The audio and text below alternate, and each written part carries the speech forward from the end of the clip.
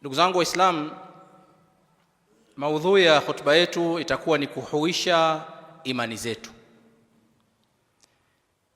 kwa sababu katika vitu vya thamani ambavyo mimi na wewe tunavimiliki ni imani. Sisi bila imani si lolote, si chochote. Kwa hiyo jinsi gani ambavyo tunaweza tukazihifadhi, tukazilinda, tukazikuhuisha imani zetu, hii ndio maudhui ya hotuba yetu ya leo. Ndugu zangu Waislamu, kila mmoja wetu humu ndani ajiulize na ajijibu yeye mwenyewe kwa ukweli kabisa. Je, unapofanya ibada unahisi ladha ya ile ibada unayoifanya? Unahisi raha? Unahisi kuna mabadiliko yoyote katika ibada unayoifanya?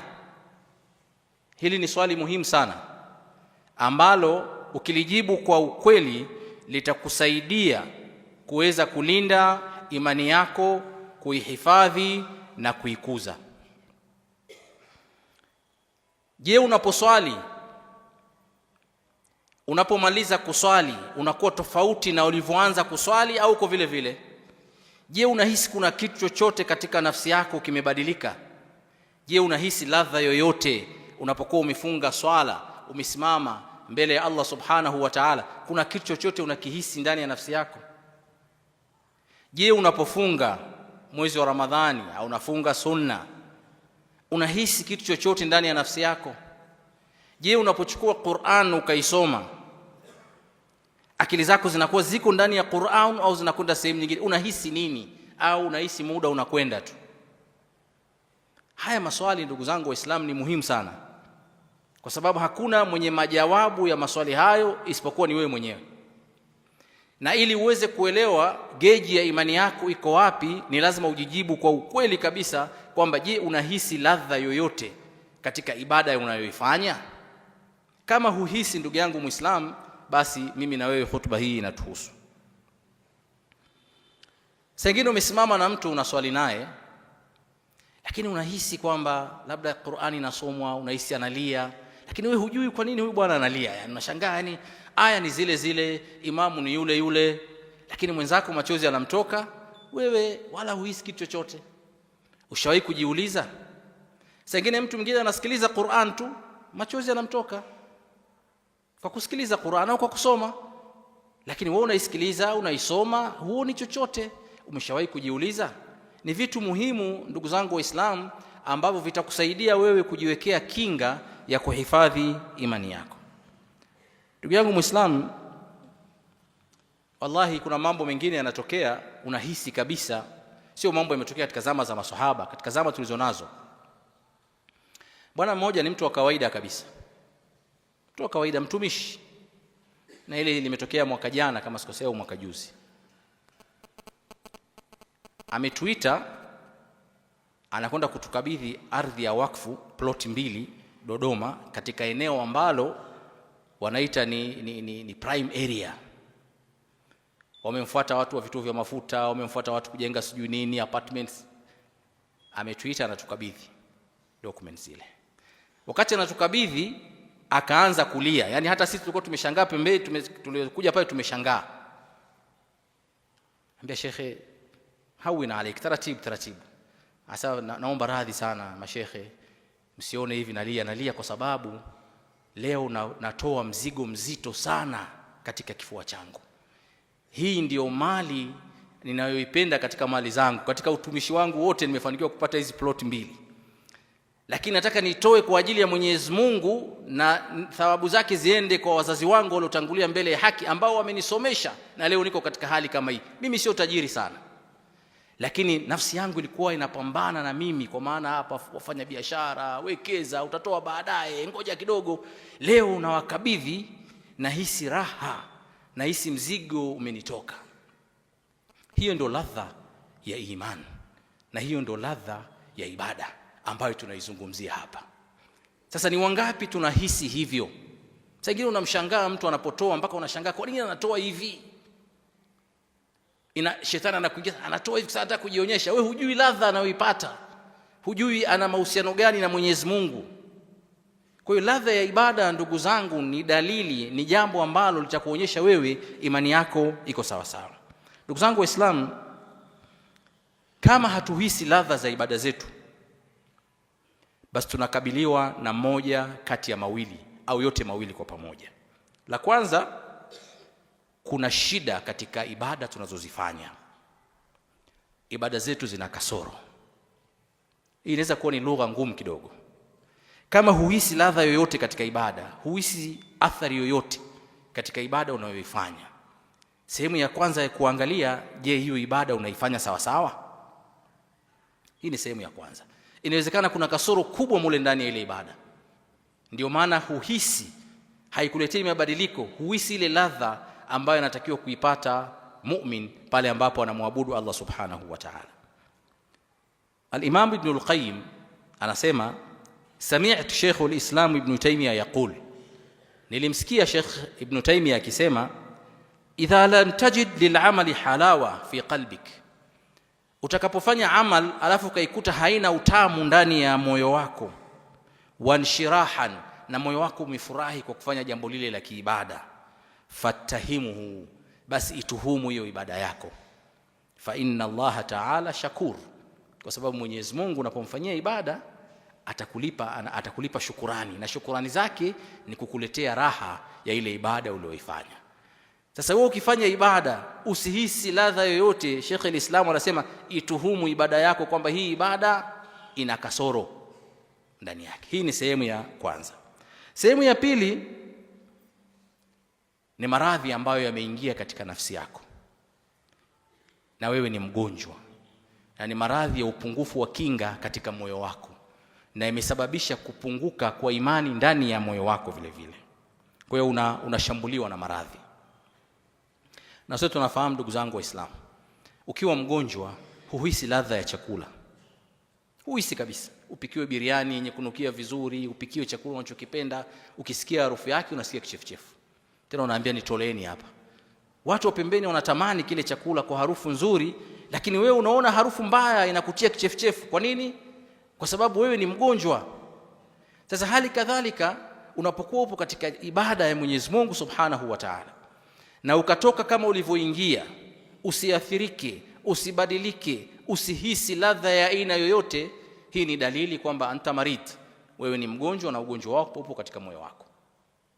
Sasa hivi ni viashiria ndugu zangu ambavyo takriban wote tunavyo. Kwa hiyo hutuba yetu inakusudia jinsi gani tunaweza tukatoka katika hali kama hii, tukalinda imani zetu na ibada zetu.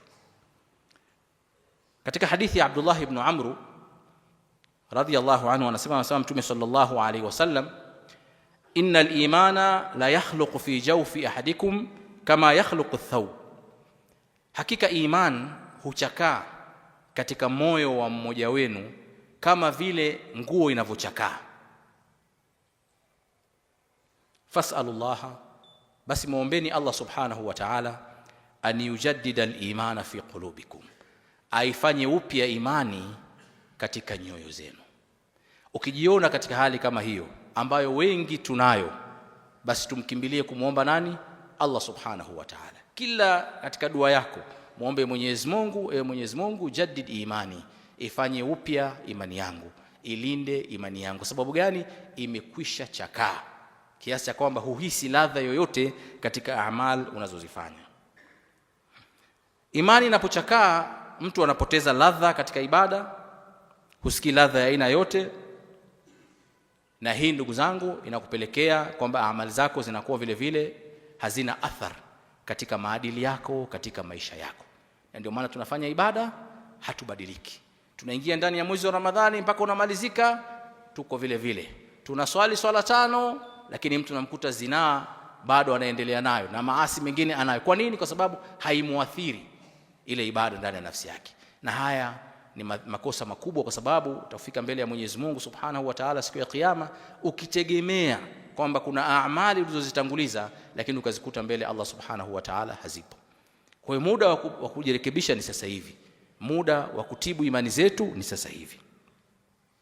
Mambo yafuatayo ndio yanayosababisha ugonjwa huo wa kutohisi ladha katika ibada. Ya kwanza, kutomtambua Allah subhanahu wa ta'ala, ukweli wa kumtambua. Sisi wote ni waumini, tumeshahadia, tunamwelewa Allah subhanahu wa ta'ala. Tukiswali tunasema Allahu akbar. Lakini unapokuwa unafanya ibada ya swala, ibada ya funga, unamhudhurisha Mwenyezi Mungu subhanahu wa ta'ala kwa sifa zake, ukamhudhurisha Mwenyezi Mungu kwamba wewe umesimama mbele ya Allah subhanahu wa ta'ala, na ukaleta sifa za Mwenyezi Mungu unazozifahamu kwamba nimesimama mbele ya mfalme wa wafalme, unahudhurisha. Kwa sababu hatumtambui Mwenyezi Mungu kwa undani wake na sifa zake, saa nyingine unasimama katika swala, unangojea tu rakazi malizike uondoke zako ukafanya shughuli zako. Kwa hiyo imekuwa ni kama kitu cha kawaida. Kwa hiyo unakwenda kuswali na kuondoka bila kumhudhurisha Allah subhanahu wa ta'ala na sifa zake unapokuwa umesimama mbele yake. Ndugu zangu, ili umpende Allah subhanahu wa ta'ala, umuogope Allah subhanahu wa ta'ala, ni lazima umtambue na utambue na sifa zake na uwezo wake. Kwa hiyo unapofanya ibada, ndugu yangu Muislamu, hudhurisha kwamba umesimama mbele ya Allah subhanahu wa ta'ala, ambaye neema zote ulizonazo zote amekupa Allah subhanahu wa ta'ala. Iwe ni afya, iwe ni mali, iwe ni watoto, iwe ni elimu, iwe ni cheo, iwe ni nyumba. Neema yote unaijua wewe mwenyewe, na neema tunazo nyingi sana. Hudhurisha kwamba neema zote nilizonazo mimi alionipa ni Allah subhanahu wa ta'ala, ambaye sasa hivi mimi nimesimama mbele yake, ambaye sasa hivi mimi nimefunga kwa ajili yake, ambaye mimi sasa hivi nazungumza naye kupitia Qur'an, ambaye mimi sasa hivi natoa sadaka, nampa yeye Mwenyezi Mungu subhanahu wa ta'ala katika kile alichoniruzuku. Ukiweka kumhudhurisha Mwenyezi Mungu kwa mtazamo huo na sifa hizo, ndio moyo wako unaweza ukashtuka ukakufanya uwe hadhir katika ibada unayoifanya. Na hivi ndivyo walikuwa wakifanya masahaba wa Mtume sallallahu alaihi wasallam, walikuwa wakifanya waja wema waliotangulia. Mwenyezi Mungu anasema, wama bikum min ni'matin famin Allah, hakuna neema yoyote mlionayo isipokuwa imetoka kwa Allah subhanahu wa ta'ala. Sisi hapa duniani katika maisha yetu, ndugu zangu, wallahi mtu akikufanyia fadhila ndogo tu umsahau. Hata ukimwona anakuja kule mbele utamsimamia, sio kwa jambo lingine. Yule bwana siwezi kumsahau katika maisha yangu, aliniokoa katika sehemu nilikuwa na dhiki, nilikuwa na shida. Amekufanyia kitu kimoja tu. Lakini Allah subhanahu wa ta'ala, ambaye hakuna neema ulionayo isipokuwa Mwenyezi Mungu amekupa, leo unaposimama mbele yake, unaposoma Qur'ani, unapofunga, unapotoa sadaka, humhudhurishi kabisa kwamba unamfanyia Allah subhanahu wa ta'ala, bali unahudhurisha watu wengine. Hapa ndipo ambapo tunapoteza ladha ya ibada zetu tunazozifanya, na hii inapelekea imani zetu kuwa zinapungua. Mwenyezi Mungu anasema, wa in ta'uddu ni'matallahi la tuhsuha, mkitaka kuzihesabu neema za Mwenyezi Mungu hamwezi kuzihesabu.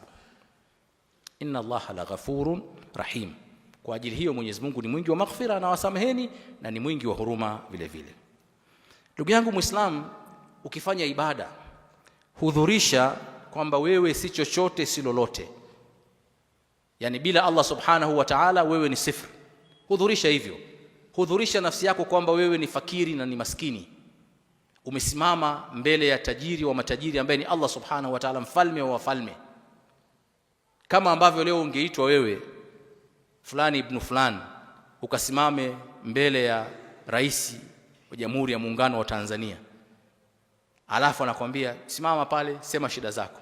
Kwanza hata shida zenyewe zitapotea kichwani, hutokumbuka hata una shida gani, uanzie wapi, ukumbuki. Kwa kufanya nini? Kwa ile hirsi uliokuwa nayo, pupa uliokuwa nayo, binadamu mwenzako. Lakini leo unasimama mbele ya Allah subhanahu wa ta'ala, ambaye amekwambia niko karibu yako na kusikia. Subhanallah, unasimama na fikra zako na mawazo yako kwenye mechi mpira, yapo kwenye biashara, yapo kwenye mambo mengine, umesahau kabisa umesimama mbele ya nani? Islam.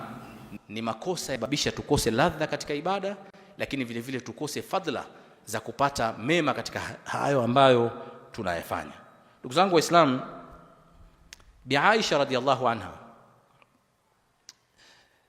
masahaba walimshangaa Alipokuwa anajiwa na maskini, anaingia ndani, anachukua zile dananir, fedha zile coin, kabla hajawapa anazipakaa miski, yani anazipakaa manukato yenye kunukia sana, halafu ndio anawakabidhi. Wakamuuliza, ya Aisha, inatosha tu kuwapa mpaka manukato mpaka miski ya nini? Aisha akasema, mimi simpi huyu maskini, mimi nampa Allah subhanahu wa ta'ala. Mimi simuoni mbele yangu maskini, mimi namuona aliyoamrisha nimpe huyu maskini ambaye ni Allah subhanahu wa ta'ala, na uona mkono wa Mwenyezi Mungu ndio unaopokea. Subhanallah. Ukiwa na hisia hizi ndugu yangu Muislamu, utahisi ladha unapotoa, utahisi ladha unapofanya ibada ya kutoa. Na Aisha aliyapata haya maneno katika maneno ya Allah subhanahu wa ta'ala. Mwenyezi Mungu anasema, alam ya'lamu anna Allaha huwa yaqbalu taubata an ibadi, je, hawajui kwamba Mwenyezi Mungu ndio anakubali toba kutoka kwa waja wake? Wa ya'khudhu sadaqat, na Mwenyezi Mungu ndio anayechukua sadaka. Hawaelewi. Aisha alivyoisoma hii aya akajua anayechukua sadaka ni Mwenyezi Mungu. Huyu ni sababu tu ya mimi kufika kwa Allah subhanahu wa ta'ala. Kwa hiyo anaipaka manukato kwa sababu anahisi anampa Allah subhanahu wa ta'ala. Ndio kama yule mtu aliyokuwa anatoa ardhi, analia kwa sababu anajua hatupi sisi, anampa Mwenyezi Mungu kilichokuwa bora, ambacho kitakuwa ni sababu ya kughufuriwa madhambi ya wazazi wake waliotangulia mbele ya haki. Hizi ndio hisia ambazo tunatakiwa tuwe nazo ndugu zangu Waislamu katika ibada tunazozifanya. Ndugu yangu Muislamu, ukiwa unafanya ibada, hudhurisha kwamba uko mbele ya Mwenyezi Mungu, anajua siri zako zote, lakini amekustiri. Anajua siri zote, amekustiri. Wallahi, lao tukimwambia mmoja wetu leo hapa tunamwekea milioni 20 cash, lakini tuweke pale screen ya TV akae yeye na familia yake, tuonyeshe maisha yake yote, yaonyeshwe kuanzia alivyobaligh mpaka sasa hivi, atasema hiyo hela kaa nayo mwenyewe. Muonyeshe siri zangu shekhe, madudu niliyoyafanya mimi. Haya madudu si unayo wewe? Mwenyezi Mungu hayafahamu madudu uliyofanya? Anaelewa each and everything, anakujua ndani nje. Utawadanganya wenzako tu,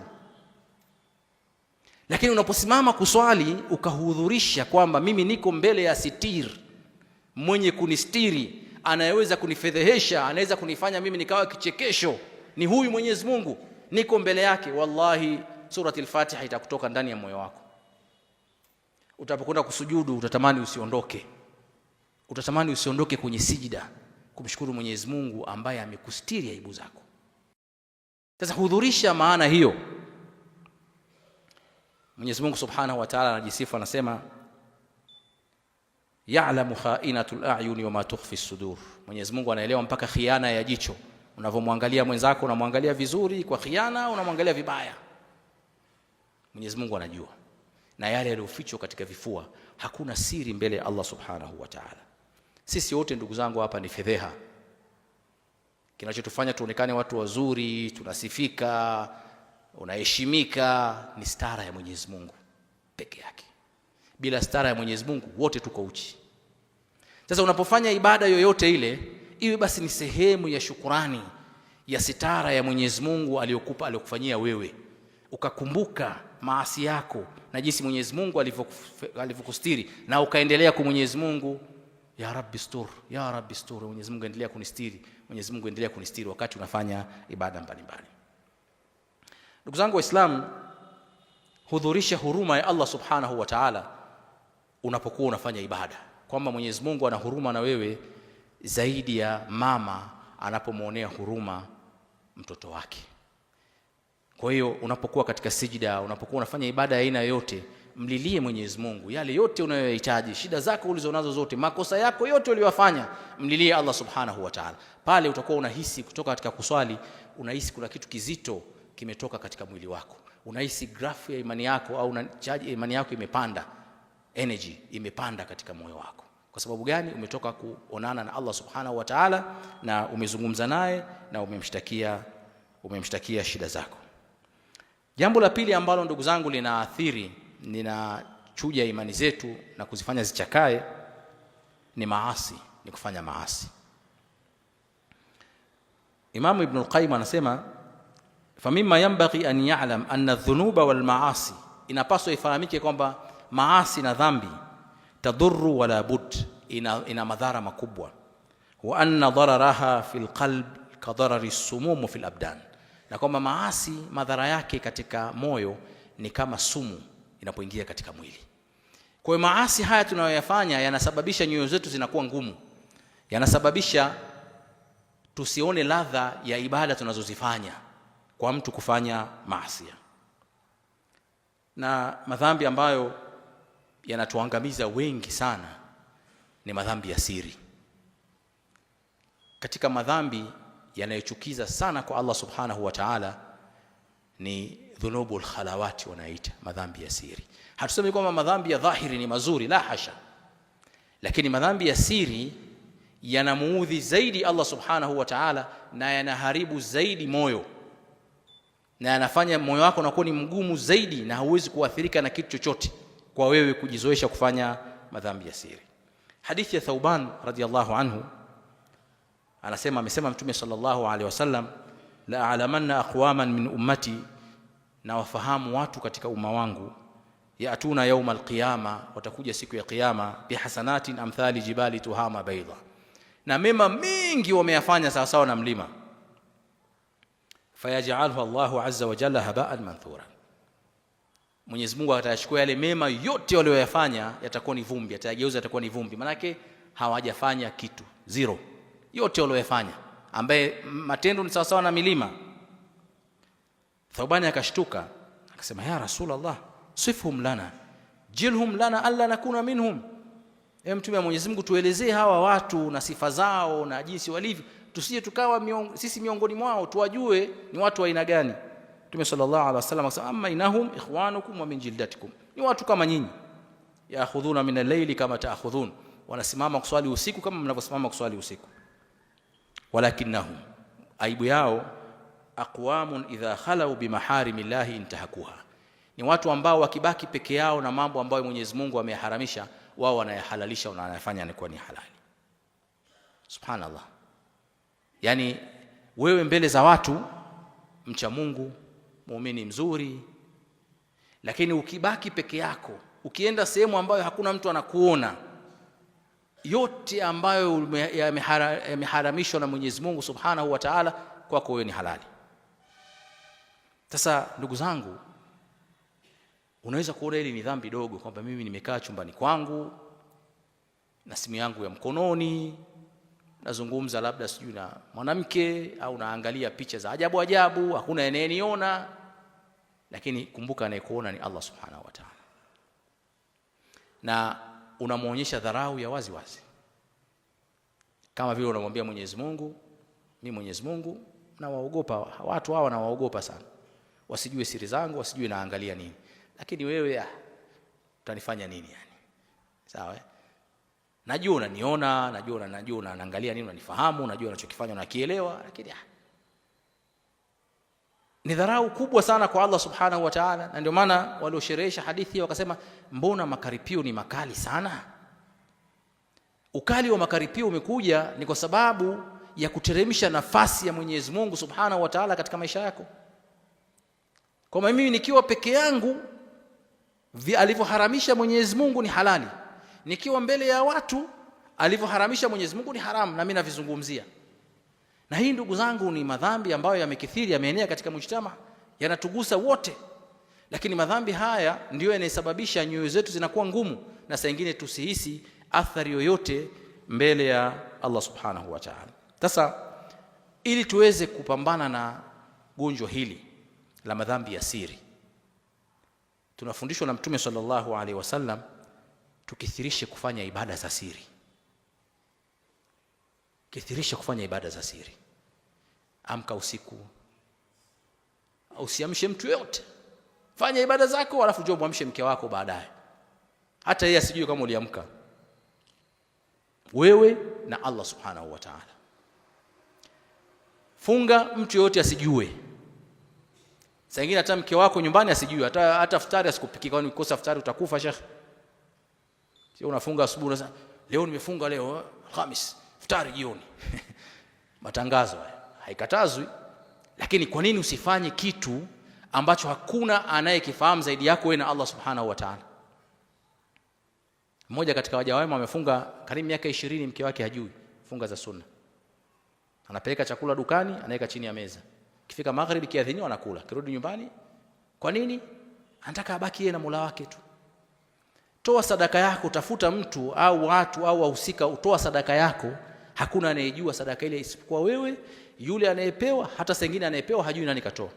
Ibaki wewe na Allah subhanahu wa ta'ala. Hii ndio dawa ndugu zangu. Asa inaweza ikabalance kati haya maasi ya siri ambayo wengi tunayafanya, makosa ya siri, tukithirishe kufanya ibada za siri. Ndugu zangu, maudhui ya khutba yetu ilikuwa ni kukarabati imani zetu, kuzilinda imani zetu, kuzihuisha imani zetu, kwa sababu ndio kitu tunachokimiliki. Na ugonjwa katika imani unaingia taratibu, wewe uhisi unabaki na Uislamu wako, unabaki na ibada zako, unabaki kama ulivyo, lakini subhanallah inakula ndani kwa ndani amali zako zote. Kibaya zaidi, unaweza kuja kufika mbele Allah subhanahu wa ta'ala ukakuta hakuna ambacho umekutanguliza mbele yake. Inna Allaha wa malaikatahu yusalluna ala an-nabi ya ayyuhalladhina amanu sallu alayhi wa sallim tasliman. Allahumma salli ala Muhammad wa ala ali Muhammad كما صليت على إبراهيم وعلى آل إبراهيم في العالمين إنك حميد مجيد. وبارك على محمد وعلى آل محمد كما باركت على إبراهيم وعلى آل إبراهيم في العالمين إنك حميد مجيد. اللهم أعز الإسلام والمسلمين وأذل الشرك والمشركين ودمر أعداءك أعداء الدين برحمتك يا أرحم الراحمين. اللهم آت نفوسنا تقواها وزكها أنت خير من زكاها أنت وليها ومولاها برحمتك يا أرحم الراحمين. اللهم آتنا في الدنيا حسنة وفي الآخرة حسنة وقنا عذاب النار برحمتك يا أرحم الراحمين. وآخر دعوانا أن الحمد لله رب العالمين.